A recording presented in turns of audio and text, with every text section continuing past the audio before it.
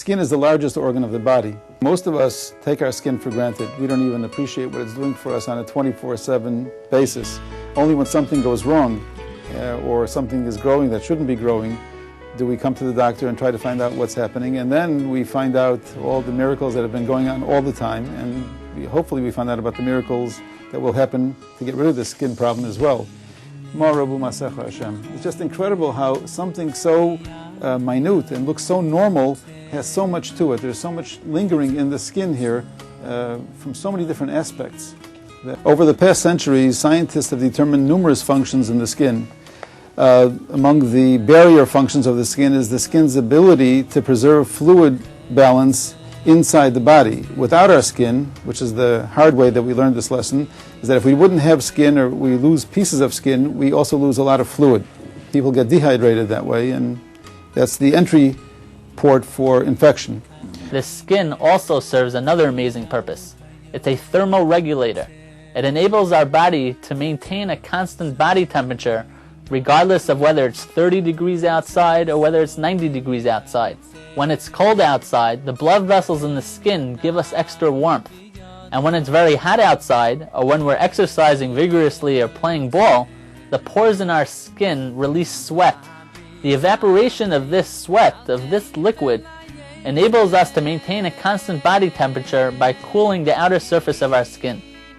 Despite how it may look or how may we react to it, sweating is a very important physiologic function of the skin. Without sweating, we would be highly uncomfortable in a very short amount of time. In our day and age, what everyone is exposed to today in terms of information on the street is the dangers of sun exposure. Every parent of a young child today slaps on that sunscreen on the child before he goes out playing or goes swimming to protect that child from sun damage. But even without the sunscreen, our skin is a tremendous barrier against the ultraviolet light that's generated by the sun, so that internal organs are not damaged.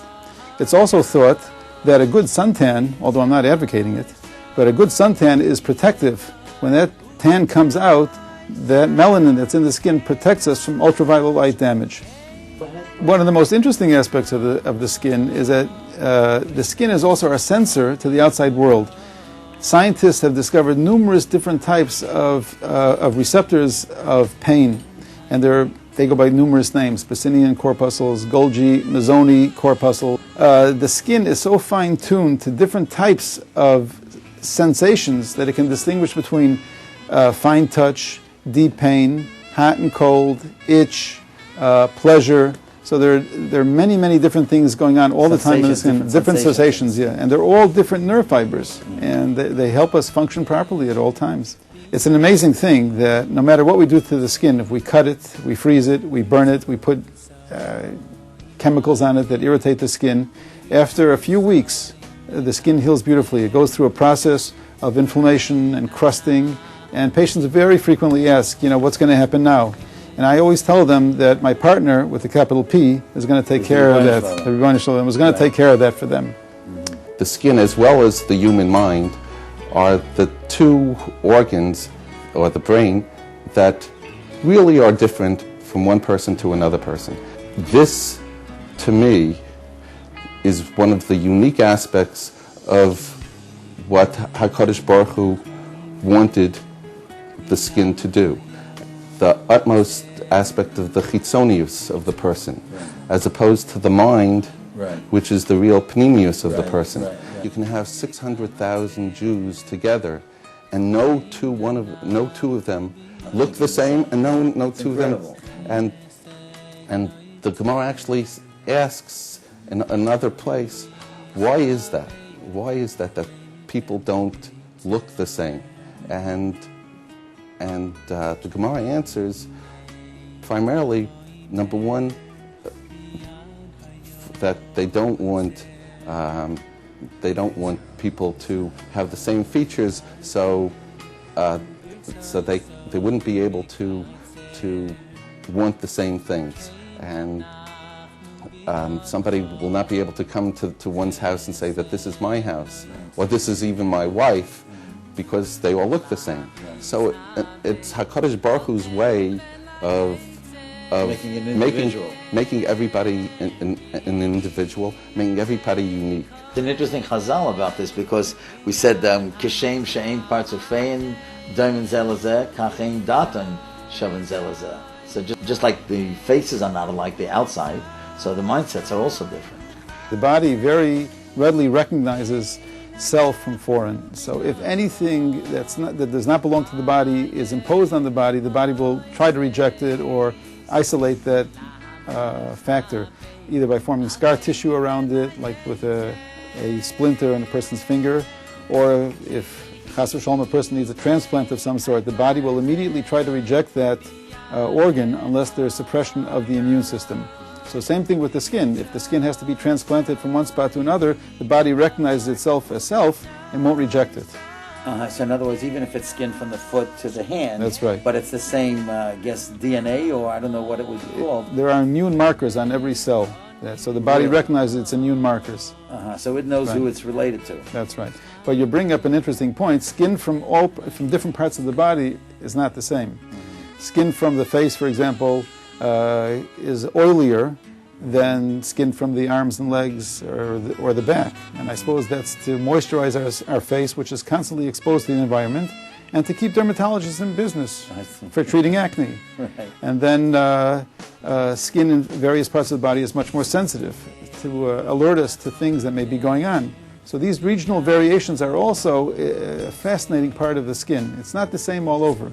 But what's even, I think, more interesting than that is that skin is unique. Your skin is not the same as my skin, not only from an immune point of view, but what we call dermatoglyphics. And that has to do with the ridges in our skin, or what you would commonly call fingerprints.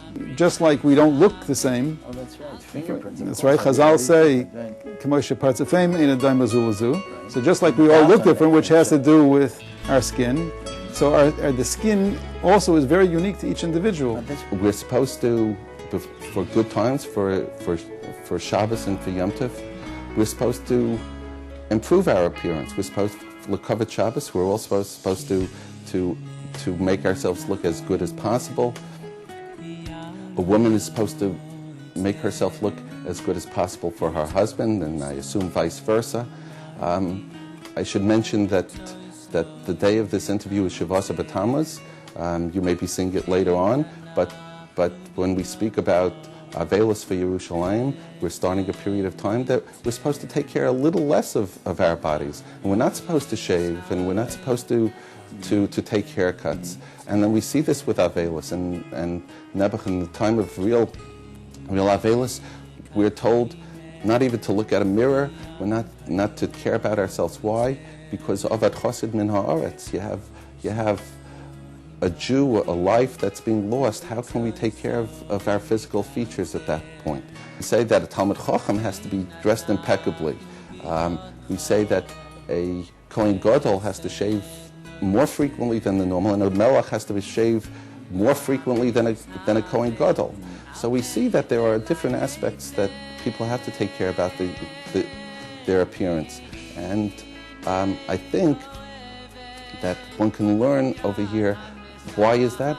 Because the skin is the external element of the Tzelem Elokim.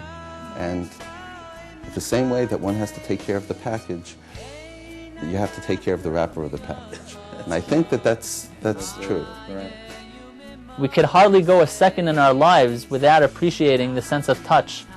The skin, especially at the fingertips, contains many thousands and millions of neurons, of nerves, that send messages immediately to the brain, warning us of any hot or cold substance that may be harmful for us.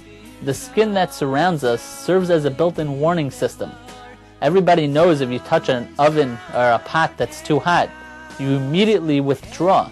The message that's sent to the brain immediately sends a message back to our hand to retract and get away from the danger.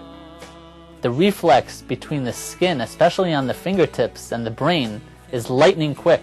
As anybody who's ever accidentally touched a hot pot knows, in lightning speed, messages are sent from the neurons in the fingers to the brain and immediately back from the brain to the hand, saving us from a potential catastrophe. Our senses don't just protect us and enable us to survive, but they allow us to enjoy the world around us. And not only do they work individually, all the senses together work in harmony to enable us to appreciate everything around us. Okay, Reb Chaim, I'd like to tell you a story that I believe relates to your field of expertise. In this book, Along the Maggid's Journey, I had the schus to write a story about Rav Shimon Schwab. He told a story when he was giving a shir on the Haggadah of Pesach. And he told a story that when he was 9 years old in Frankfurt, he unfortunately had the whooping cough. And the way they used to cure it, being that it was a bronchial infection, is that they would have a child lean over a hot kettle of water that was kerosene warmed, and the child would inhale the vapors. So that's what he was doing. He was leaning over this open pot of scalding water, and never somebody tipped it over.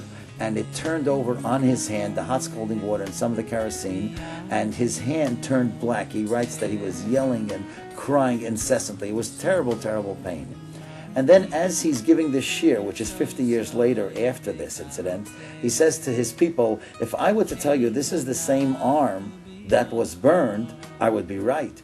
But in a sense, it's not the same arm, because every cell regenerates. And there's not one cell that was in my hand or on my hand when I was 9 years old that actually is there today. As a matter of fact, the way I thought he said it is that red cells regenerate after 120 days. And it seems to me that's interesting because you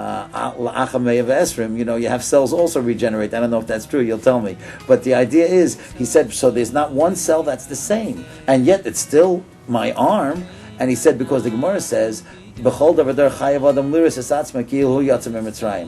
is supposed to visualize as if he left Mitzrayim. But we weren't there. Our fathers weren't there. Our grandparents weren't there. But those people that were there, they regenerated. Those are the cells that are regenerating into us, so to speak. So therefore, a person looks at himself and he sees the people that were there, because that's the regeneration of generations.